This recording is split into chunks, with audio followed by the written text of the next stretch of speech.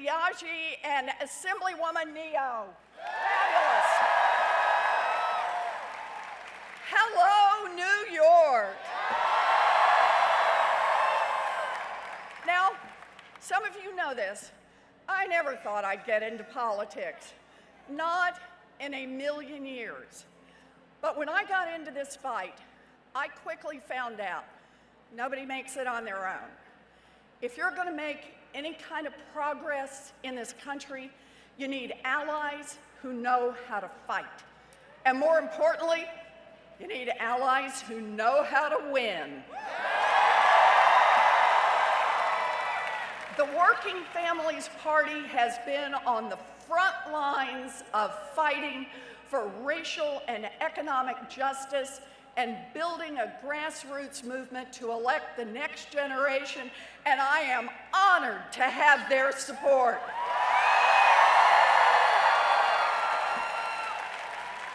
And tonight, with all of you as witnesses, I'm going to make a promise, and that is when I'm in the White House, working families will have a champion. So, thank you, Maurice, and thank you to the Working Families Party.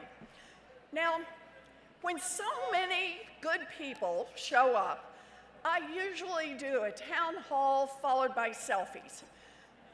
Tonight, it's a little something different.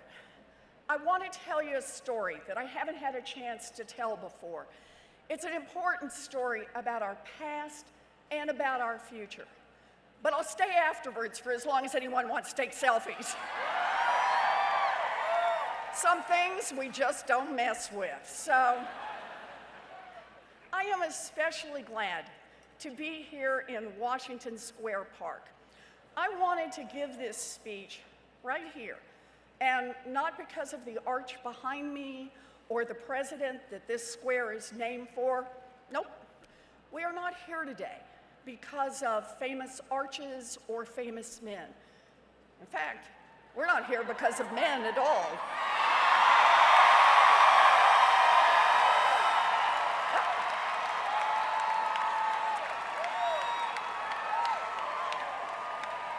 We're here because of some hard-working women.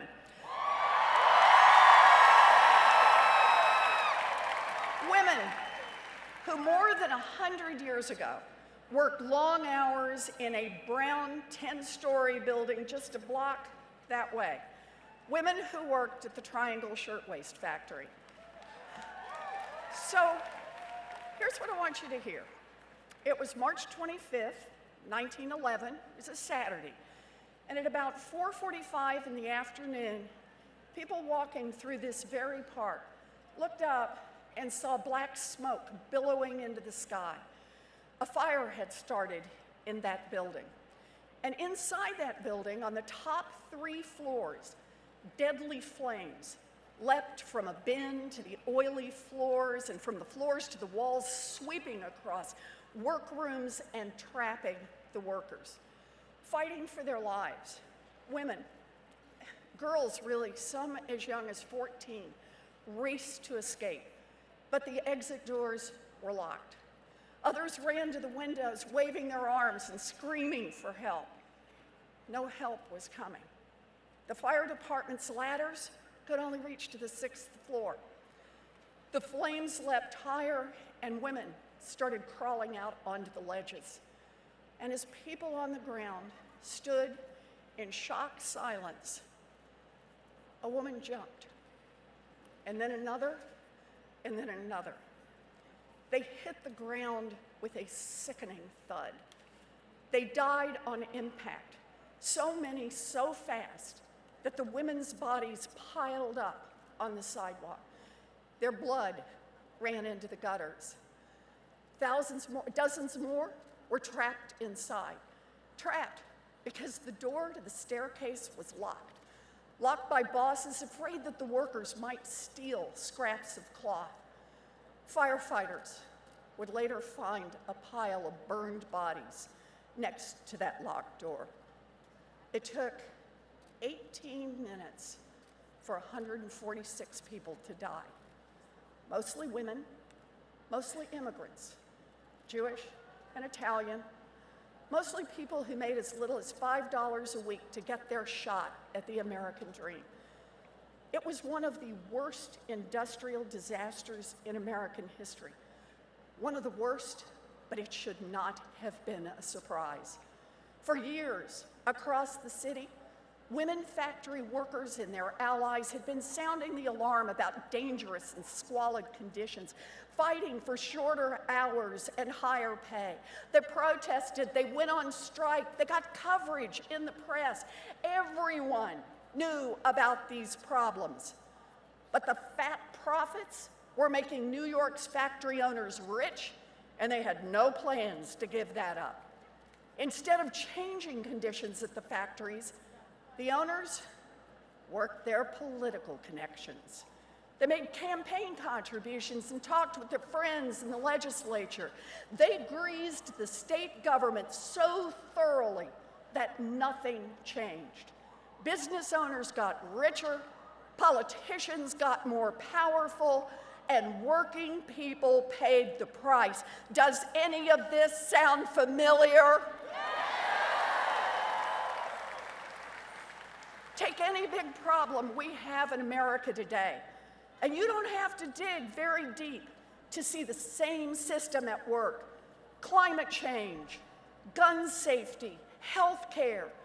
On the face of it, these three are totally different issues. But despite our being the strongest and wealthiest country in the history of the world, our democracy is paralyzed. And why? Because giant corporations have bought off our government. Americans are killed by floods and fires in a rapidly warming planet. Why? Because huge fossil fuel corporations have bought off our government.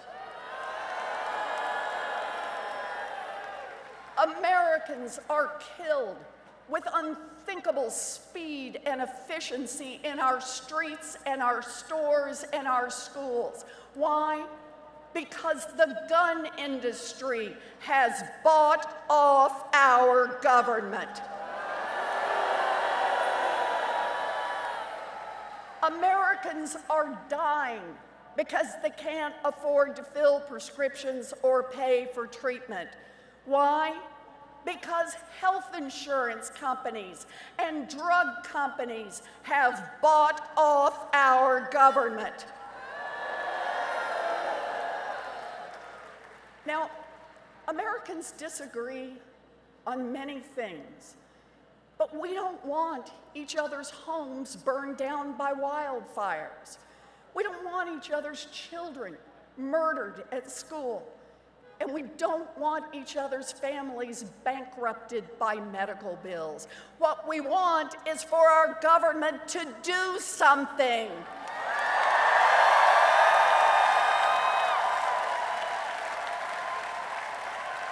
And yet, our federal government is unable to act, unable to take even the most basic steps to protect the American people. Now, when you see a government that works great for those with money and connections and doesn't work for much of anyone else, that's corruption, plain and simple, and we need to call it out for what it is.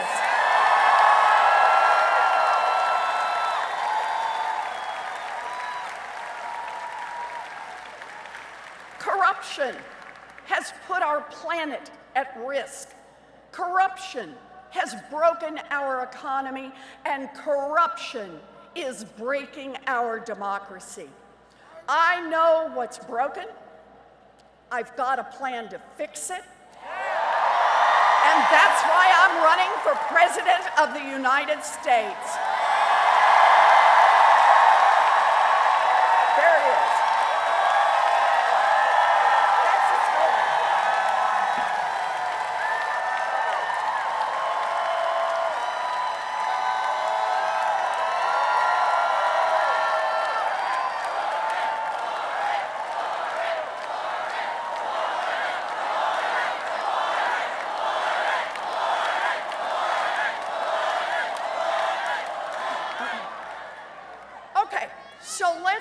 start with the obvious. Donald Trump is corruption in the flesh. He's sworn to serve the people of the United States, but he only serves himself and his partners in corruption. He tries to divide us. White against black, Christians against Muslim, straight against queer and trans, and everyone against immigrants. Because if we're all busy fighting each other, no one will notice that he and his buddies are stealing more and more of our country's wealth and destroying the future for everyone else. Now, as bad as things are, we have to recognize our problems didn't start with Donald Trump. He made them worse, but we need to take a deep breath and recognize that a country that elects Donald Trump is already in serious trouble.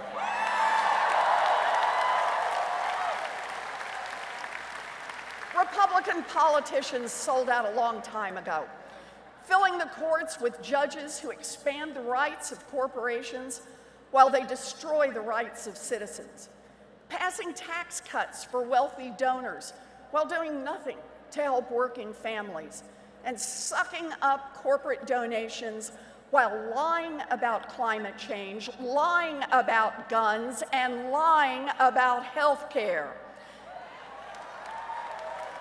And too many politicians in both parties have convinced themselves that playing the money for influence game is the only way to get something done.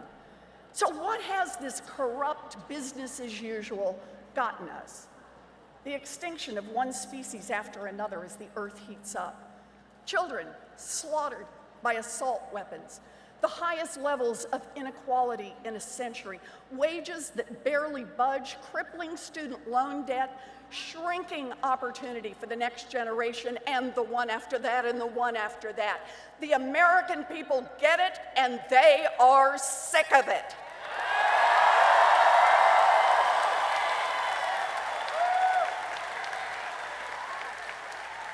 Corruption has taken over our government and we're running out of time. We must root it out and return our democracy to the people, and yes, I got a plan for that.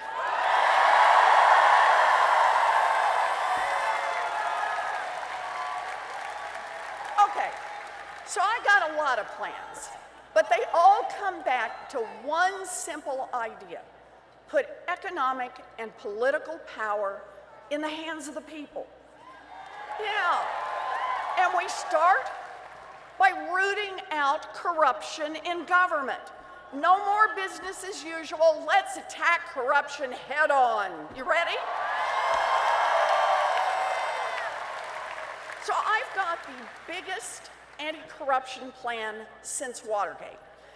It's a plan to shut down the ability of the rich and powerful to use their money to tilt every decision in Washington. So I just want to give you a sample of what we can do.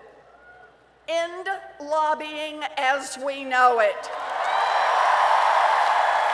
We can do this. No high-ranking public official should be thinking about their next job while they're collecting a paycheck to represent the American people. So I have a lifetime ban on senators, congressmen, and cabinet secretaries from ever being lobbyists.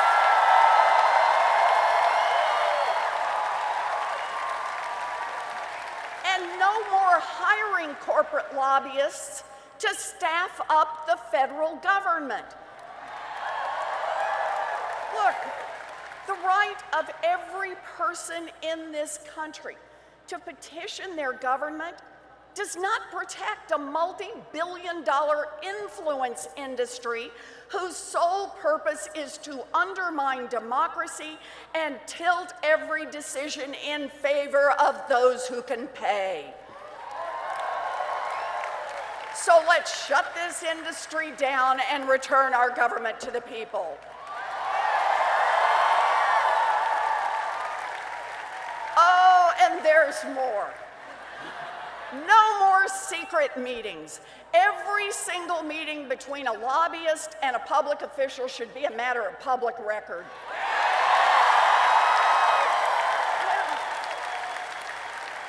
No more lobbying on behalf of foreign governments.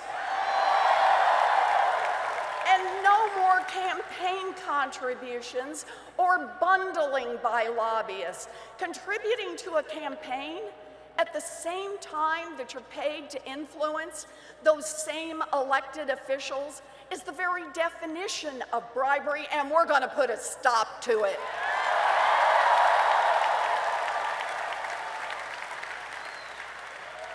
And here's another. Anyone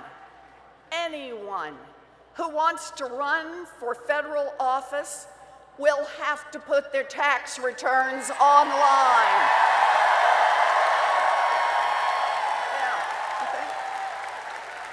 And there's more.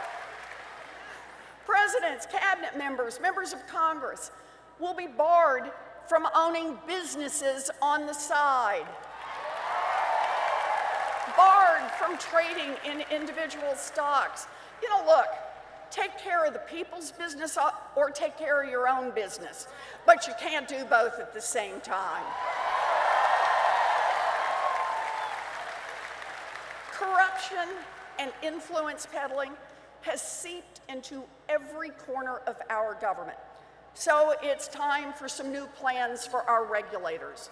Far too many agencies act like wholly owned subsidiaries of the companies they are supposed to regulate. When these agencies are captured, the results are pollution and financial advisors who cheat people, all while regulators look the other way. Enough is enough. We're going to take down the for sale signs hanging outside of every federal building in Washington. Oh, and here's another one. It's also time to call out corruption in the federal judiciary. Increasingly, big shot corporate lawyers are getting appointed as federal judges, and they turn out one decision after another in favor of corporations and against the interests of American consumers, against unions, and against vulnerable people who must count on the courts to protect their rights. Shadowy right-wing groups have spent millions of dollars to ram through aggressively unqualified nominees who are likely to advance their causes. No one should be surprised that public confidence in our federal courts is at an all-time low, but we can fix it. We will rewrite the basic code of ethics for federal judges. And we will appoint a whole new generation of judges with diverse backgrounds and a wide range of legal experiences.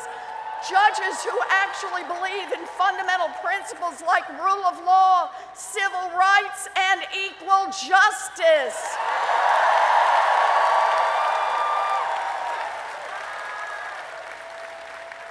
And finally, we will end the corruption of our campaign finance system. Overturn Citizens United. Democracy is not for sale.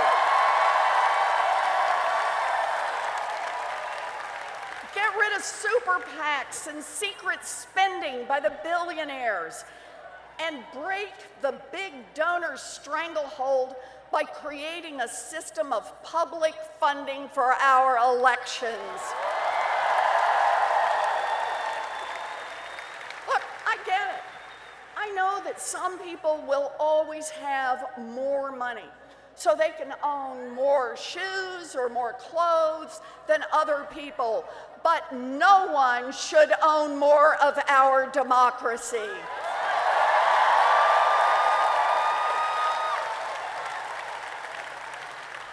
Corruption comes in other forms too, and I have plans for those. A plan to end the corrupt practice of selling fancy ambassadorships to wealthy donors because American diplomacy should not be for sale. A plan to abolish private prisons. No one should make a profit locking people up, and no one should have a financial incentive to lobby Congress to lock up even more people. A plan to stop selling access to federal lands and national parks to giant polluters. And to break the stranglehold of the coal industry and the oil industry in energy production and transportation. And yeah, when we're talking corruption, we need to call it out in the Oval Office. I read all 448 pages of the Mueller report. No one is above the law, not even the United States President. Impeachment is our constitutional duty.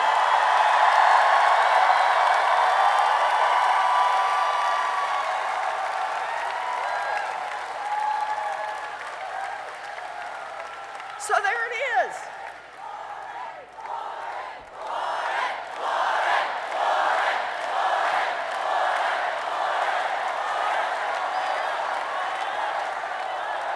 So there it is. Step one, tackle corruption head on.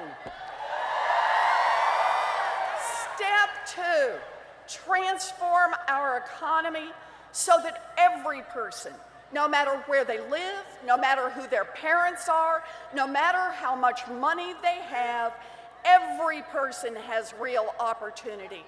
The chance to work hard, to play by the same set of rules, and to take care of themselves and the people they love.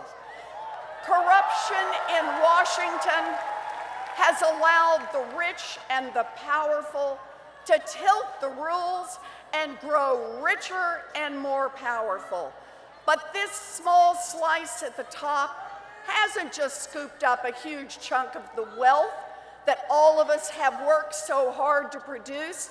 They have gobbled up opportunity itself.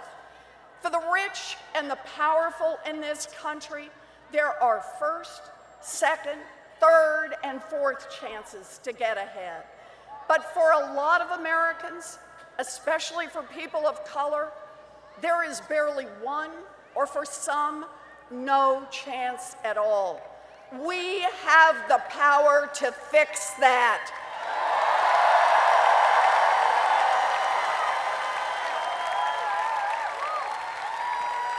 We are the wealthiest nation in the history of the world.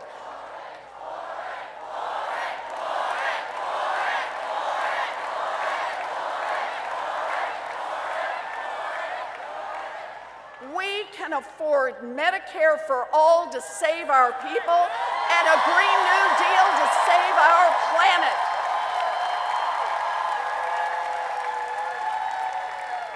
We just need real investments in working people. So let's start with more power in the hands of workers. Make it easier to join a union and give unions more power when they negotiate.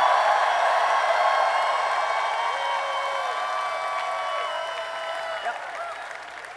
And yes, it's time for a wealth tax.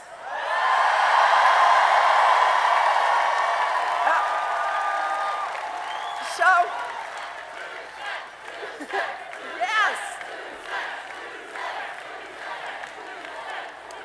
yes, that is a 2-cent tax on fortunes over $50 million. Your first $50 million, don't worry, you're in the clear. But for your 50 millionth and first dollar, you gotta pitch in 2 cents. and 2 cents for every dollar after that. Just 2 cents.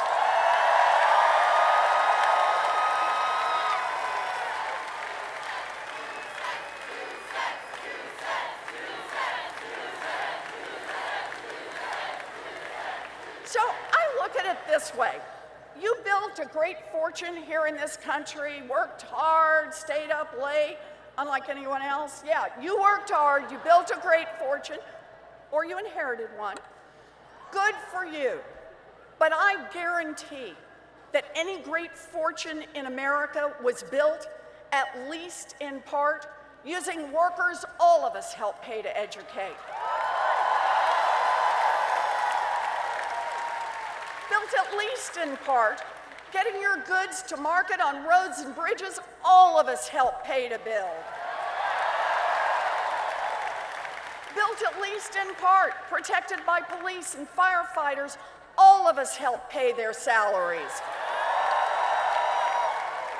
And we're happy to do it. This is America. We're happy to invest in opportunities for everyone.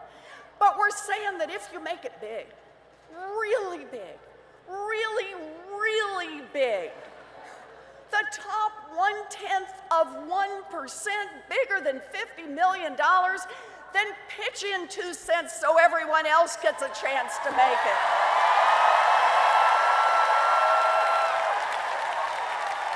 Yeah.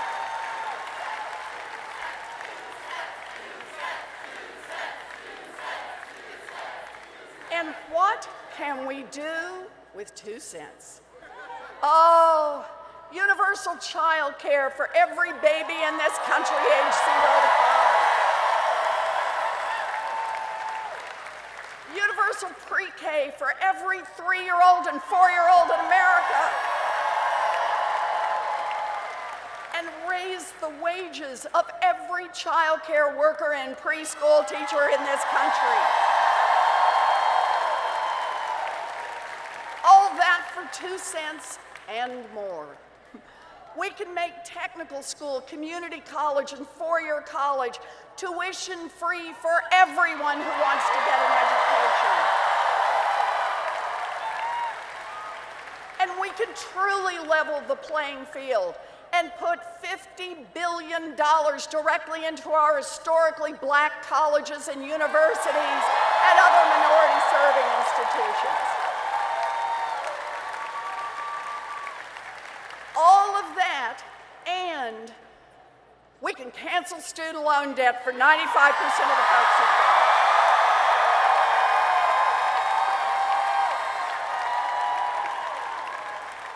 So think what that means. Real opportunity.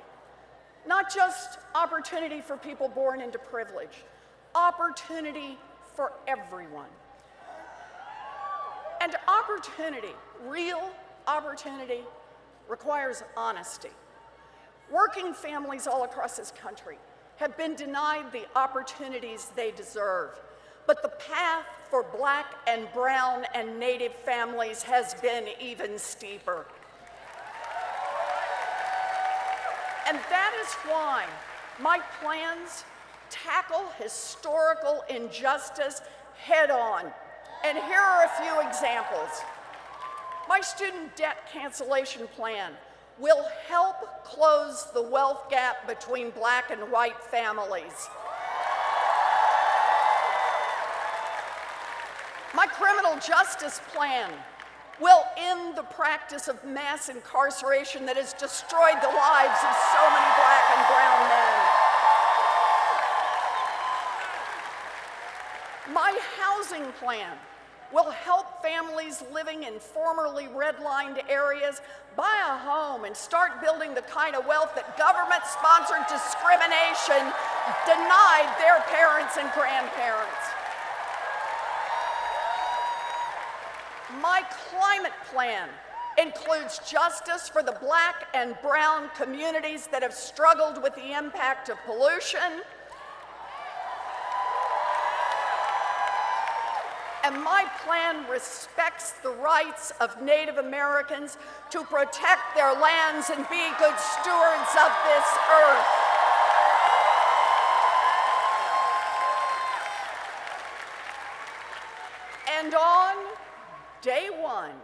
of my administration, I love the thought of what a president can do all by herself.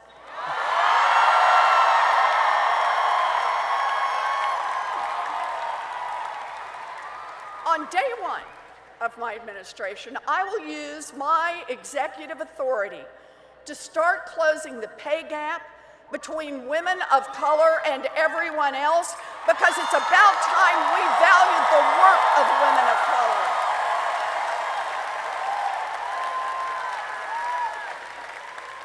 We must recognize the systemic discrimination that infects our economy, and we must work actively and deliberately to root it out and set this country on a better path. The time for holding back is over. We need big structural change.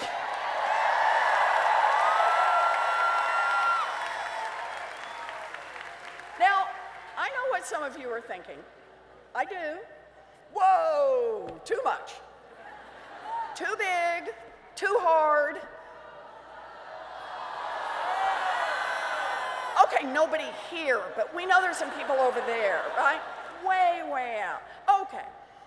But you know, I know this change is possible. And I know it because America has made big structural change before. Let me take you back to the day of that fire. A woman was visiting friends who lived in a townhouse right behind me when the fire broke out. She hurried into the street. She joined the crowds as they ran across the park and headed to the Triangle factory. And when she got there, she stood and she watched. She watched as women on the ledge begged for help. She watched as they held each other. She watched as they jumped to their deaths. The woman watching was Frances Perkins.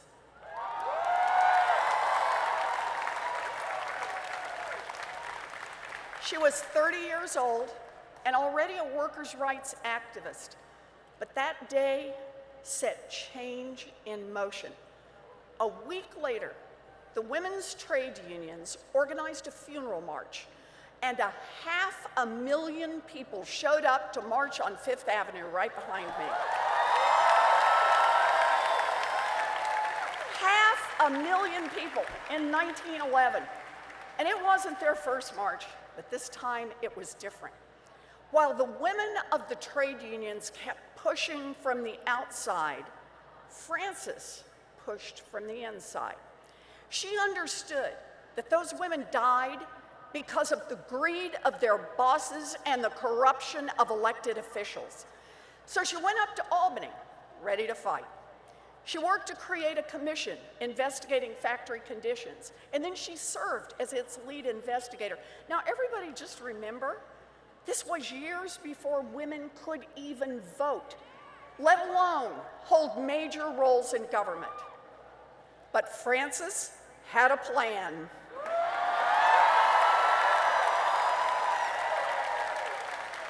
She and her fellow activists fought for fire safety, and they got it.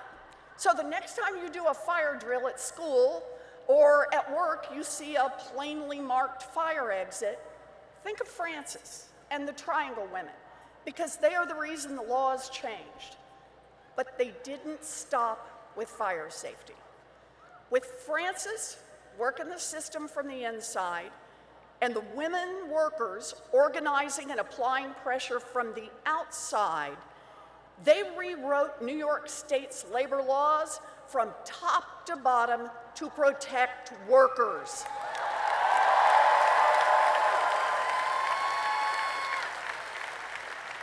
Now, over time, Frances Perkins became the state's leading expert on working conditions. And later, when Franklin Roosevelt was elected governor, he appointed her to head his labor department in Albany. And 4 years after that, in the depths of the Great Depression, when Roosevelt became president, he asked Frances to come to Washington to address the crisis as Secretary of Labor for the entire nation. Frances Perkins became the first woman in history to serve in the cabinet. Yeah. And what did she push for when she got there? Big structural change. She used the same model that she and her friends had used after the Triangle Fire. She worked the political system relentlessly from the inside, while a sustained movement applied pressure from the outside. As Frances Perkins put it, the Triangle Fire was the day the New Deal was born. So here's what I want you to think about. What did one woman, one very persistent woman,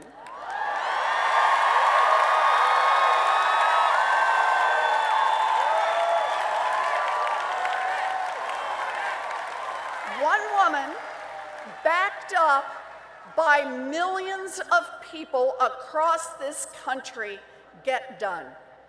Social Security, unemployment insurance, abolition of child labor, minimum wage, the right to join a union, and even the very existence of the weekend. That's big structural change.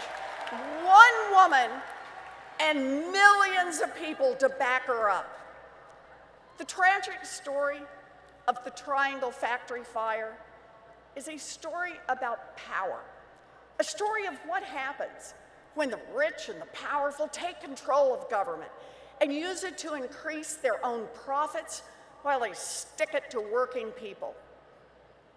But what happened in the aftermath of the fire is a different story about power, a story about our power, a story about what's possible when we fight together as one. Over and over throughout our history, Americans have been told that big structural change just wasn't possible and that they should just give up. The abolitionists were told, it's just too hard, give up now.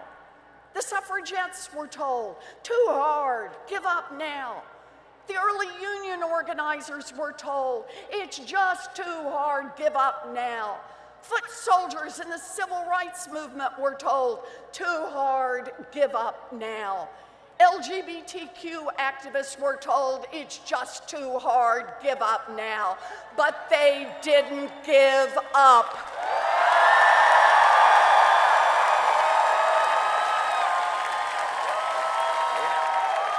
That's right.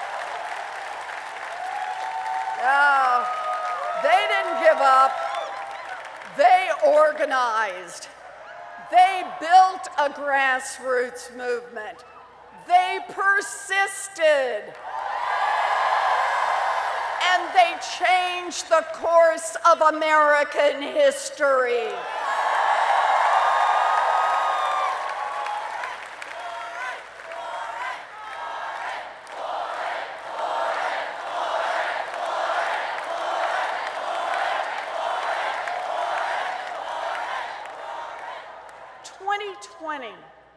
Is about the direction our America goes, not just for 4 years, but for generations to come. And yeah, there's a lot at stake in this election. And I know people are scared, but we can't choose a candidate we don't believe in just because we're too scared to do anything else.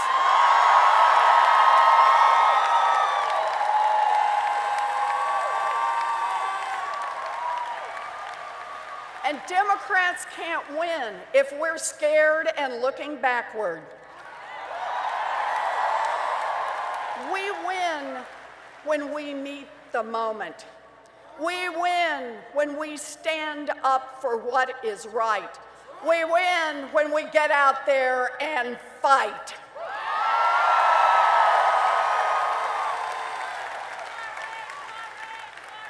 I am not afraid.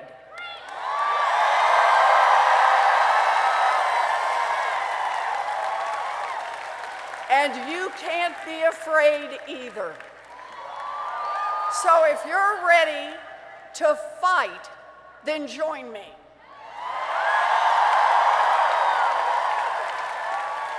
Go to ElizabethWarren.com. Help us organize, volunteer, donate $5.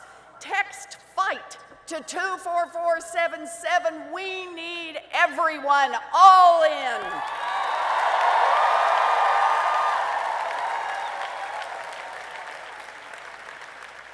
Because here's the truth. This is our moment in history. Our moment to dream big, fight hard, and win.